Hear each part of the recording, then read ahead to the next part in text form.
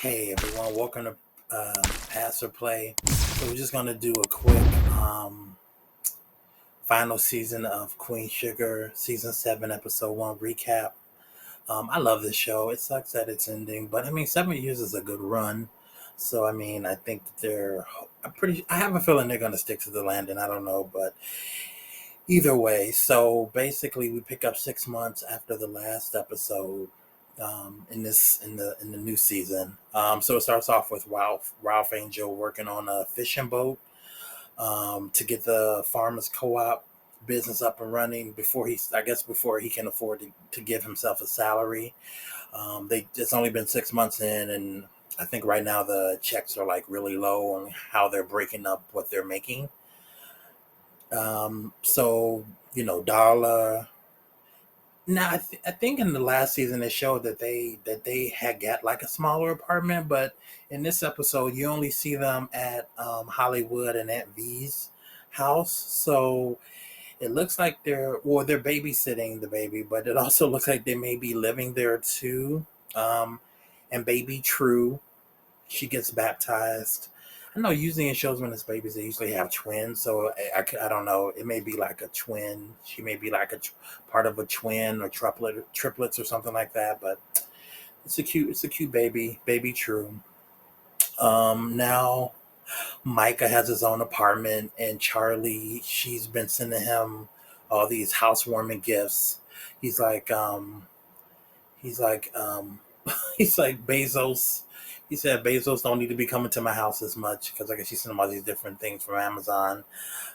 He meets Kiki again from high school, his first girlfriend, that he had once he got there in Queen Sugar. And she's the TA to one of his new teachers, a photographer who does a lot of photography for activists. So she's the TA, and he's like kind of taken back, thrown off a little bit because I guess he doesn't like to be surprised. And after the class or after that first meeting, they end up kind of going home or going towards home, and he ends up getting high with her, getting high with Kiki. And right before that, he's going to the baptism of baby True at the church. So he ends up coming to the baptism high, and Nova notices it too. And then also Charlie has won the primary for her running for Senate. So she won the primary. So she's advancing further and becoming part of I think it's the Senate. I didn't see. Sometimes it's always good to like watch the last episode before you watch the first season. I didn't do that, but I basically remember most of it. But anyway, so now Nova and Dominic, the guy who helped her find out that the land of where those other farmers were massacred on the Queen Sugar farm, getting that farm to be a historical site. Now they're officially dating. They were able to find the names of the victims of, I think it's called the Thibodeau massacre, and they're living and able to find the names of the victims, and then also to like the living descendants of people who were affected in that massacre. Um, to help get the farmland preserved as historical site, and also too, Nova gets offered a six-figure deal to turn her book Blessings and Blood into a movie. In the episode, it's a six-figure deal. It's a six-figure deal. She doesn't exactly know how much. She doesn't agree to do it right away because when that book came out, it caused everybody felt betrayed, and Vi, Ralph Angel, Charlie. It's like everybody was like, "How you going, Darla?" I mean, there was, yeah, everybody was like, "Why did you?"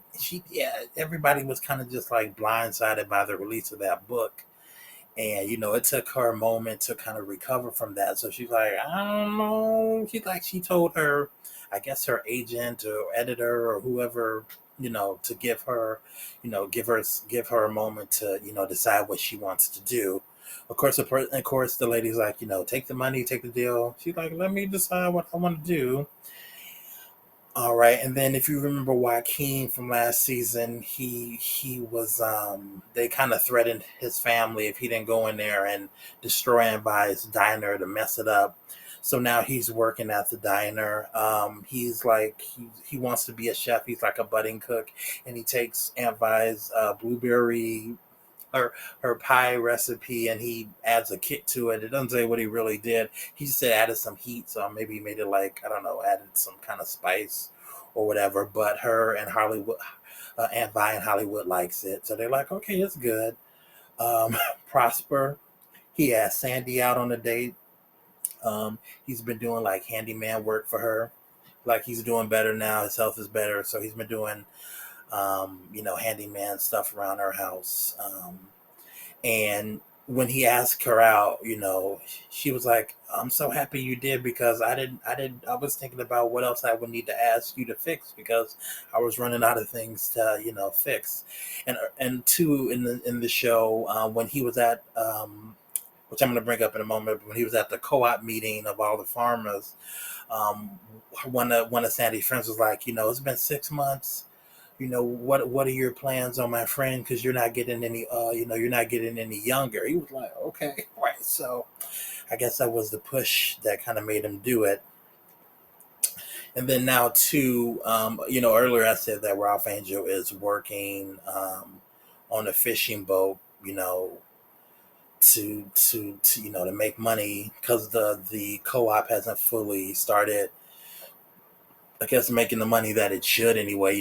They just started. It's only been 6 months in. But at the actual co-op meeting, Mo from the Southern Louisiana Federation Co-op comes and lets the farmers know that they are still in the building stages of the co-op and that their application to join the co-op has been approved by the Federation. And she also talked about how, it's like, I think she said did she say it was, I want to say she said it was like maybe 40 to 50%, maybe black farmers, and only 3% of them are actual owners.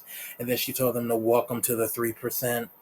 And she also let them know that, though the payouts are small now, once the co-op is fully up and running, with all them kind of being owners and transitioning into that, that the payouts and things will be better. So, right now it's really small. Some people are behind on their mortgages. Darla is helping some of the farmers with, their different like accounting kind of things. And Prosper's daughter,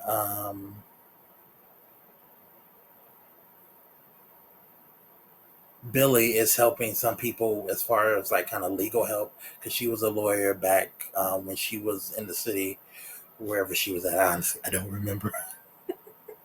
um, and then after that, so then Benny the farmer, and I don't remember, maybe he was last season. I don't really remember that particular character, but he asked Billy out, Prosper's daughter, to a bonfire, and she's like, "No, I don't. That's not my style anymore." Maybe when she lived there once, but now she's like a city girl. But then he's like, "I'm a patient man, and don't say no yet. Maybe another time." And she's like, "Okay." It's a lot of love connections going on. Like there's like multiple, and also too early. I was gonna say Micah woke up. A girl was leaving his apartment. It seems like maybe now that he has his own place, he's a bit of a player. And two, he also got a text from Isaiah, who's in Mexico. He sent him a text saying, I guess maybe he has a boyfriend or he's dating somebody out there. But it looks like Micah and Isaiah is still cool from last season because people thought they were dating or that Isaiah was gay and all these different things, which it seems he is because in the text message it shows him with a guy and like the love sign. But anyway, and then we get towards the end, basically the last minute of the episode. We're back at the end. They have the baptism at the church, and now they're on the farm, and they're having like kind of a picnic kind of a thing where they have, the Borderlones family book and they're adding her name to the book of names of the previous Borderlones, true Borderlone. Ralph was writing her name in the book. And then a truck drives up and it's Sam Landry. And he gets out, and Aunt Vi, Nova, and Ralph Ranger go up there like, and Ralph was like, no, no, you got to get out of here. And he's like, oh, he's like, I just wanted to let you know the news. And he has a newspaper in his hand, and he hands it to Aunt Vi.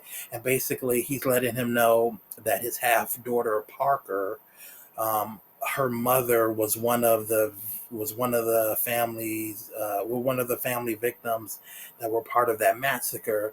So she's going to put in a petition in the to the court to overturn the historical marker status that Nova and Dominic had placed on the land, to hopefully expand that damn outlet mall that they want from last season. And I mean, and I thought, I'm like, what about the other victims? Why is this? I mean, there were multiple, victims' names there, but for whatever reason, I guess she can do that. And Nova says, which is what I thought. I'm like, well, what about the other victims? And she said, we have a list of all those victims. I don't, we're going to see. So basically, they're going to try to fight it, and this is basically the end of the first episode, and um after Nova says that, they're gonna fight it, I was like, what about the other victims, But anyway, last thing is V says, she asks Sam Landry, she's like, is he sure he wants to go down this path? And Landry says that they didn't give him any choice. And I'm just like, you always have a choice. I mean, other than like Homelander on The Boys, which is kind of like you may like love to hate him if you watch that show. On this show, the Landrys are just like, they're like, I don't know, they're like locusts. They just never. It's like they don't like to lose, which I guess is probably why they're, I guess, a good adversary if that's someone you want to be dealing with. But man, he doesn't show up until the very like 2 minutes of the first episode. I just like, and this season's probably going to focus on that, and then so hopefully they can get this land settled. And then two, I was going to say when Aunt Vi says that to Landry, I mean they kind of gave it away, not gave it away, but they kind of had this sense of, and even in last season, um, I would say for a while, it seems like there is more to Aunt Vi and Sam Landry's history. I don't know, did they date? Is there something between maybe members of their, family, like the grandfather or the grandmother or something? And they did kind of lead to that in previous years, but I think there's even something else that they're not saying. There's something it's something that both of them know that like Nova and Charlie and Rock Angel doesn't know. And I think that may be coming out now. I could be wrong, but they just keep, it's always like this. It's just how they're saying stuff. Like there's something else that the three siblings don't know that Aunt Vi does. I could be wrong, but they keep, I don't know. It just, even last season, it seemed like that too. And so I guess we're going to find out. But either way, that's my recap. If you like this, please click like, subscribe. I'll be doing this every week up until the last episode. And subscribe as well because I'm trying to grow my channel. But anything else, this is Pass or Play. Have a good rest of your night.